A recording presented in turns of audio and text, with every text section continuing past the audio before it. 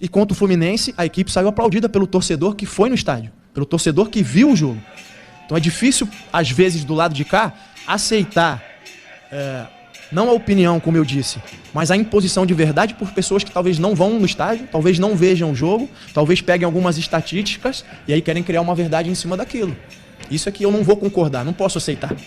Né? Então isso sim é um ponto que incomoda. Então o torcedor aplaudiu. Por que ele aplaudiu? Porque ele sabe que a equipe está entregando tudo dentro de campo.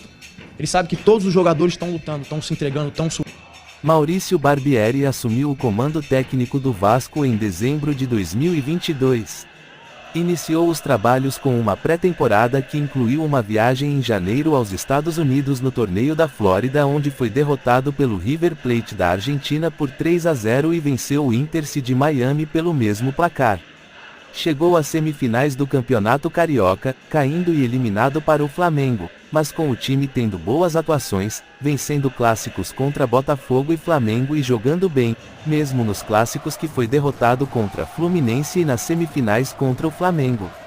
Tal desempenho no estadual, levou esperança aos torcedores, que além do elenco atual espera que chegue mais reforços na janela de contratações do meio do ano.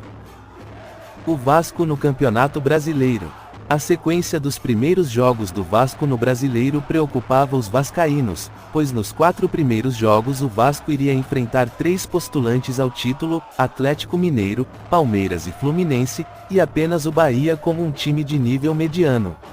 Vasco e Atlético, mas para nossa felicidade, estreamos com uma bela vitória no Mineirão contra o Galo pelo placar de 2-1, com méritos a Maurício Barbieri, que armou um time muito sólido na defesa e com uma transição rápida para o contra-ataque e forte marcação na saída de bola do adversário. Deu certo essa estratégia adotada pelo treinador, pois conseguimos 2 gols logo no início do jogo, com gols de Andrei Santos e Gabriel Peck, que teve uma grande atuação.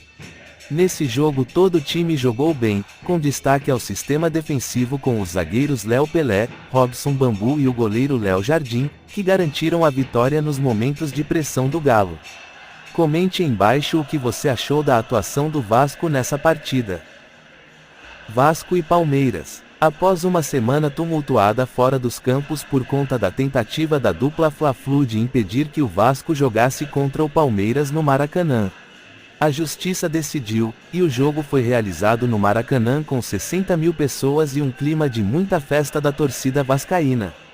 O Vasco usou a mesma estratégia contra o Galo e o resultado inicial foi idêntico ao do jogo anterior, pois conseguimos ainda no primeiro tempo abrir 2-0, porém numa desatenção, tomamos um gol no finalzinho do primeiro tempo e sofremos o empate no segundo, terminando o jogo em 2-2, sendo pressionado pelo Porco e novamente a defesa e o goleiro se destacando. Comente embaixo o que você achou da atuação do Vasco nessa partida. Vasco e Bahia. Esse terceiro jogo foi marcado pelo retorno ao Vasco a São Januário em uma partida da Série A do Brasileiro após 2 anos. Como de costume, a torcida esgotou os ingressos em poucas horas do início da venda e fez uma grande festa. Pela primeira vez no campeonato o Vasco enfrentaria um adversário de nível mediano, jogando em São Januário e portanto, tendo a obrigação de tomar a iniciativa de atacar, como os comentaristas dizem, propor o jogo. Mas foi nessa mudança de estratégia de jogo que foi mostrado a nossa principal deficiência, que é a criação no meio-campo para furar o bloqueio de um adversário que joga mais fechado na defesa. Pois se nos jogos anteriores conseguimos os gols no contra-ataque, o Bahia esperou o Vasco, e com a ineficiência do Vasco em criar lances de gol, o tricolor baiano aproveitou um contra-ataque e marcou o único gol do jogo que selou a nossa primeira derrota no campeonato. Comente embaixo o que você achou da atuação do Vasco nessa partida.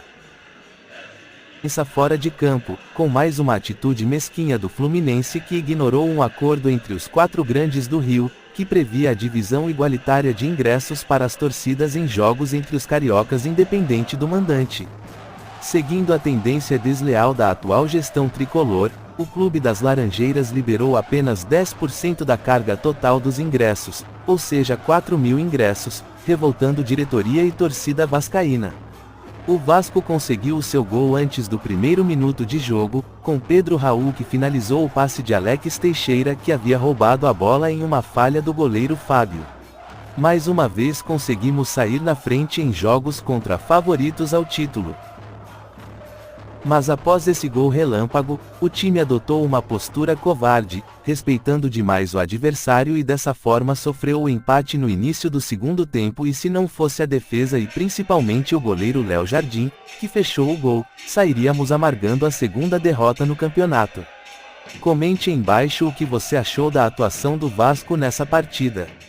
Com 5 pontos, na 11ª colocação na tabela, a 2 pontos da zona de rebaixamento e também a 2 pontos do G4, qual será a postura do nosso treinador para resolver os problemas de criação no meio de campo para que o Vasco consiga dominar e vencer as partidas contra as equipes de nível mediano no Brasileiro? Deixe seu comentário e inscreva-se em nosso canal. Muito obrigado!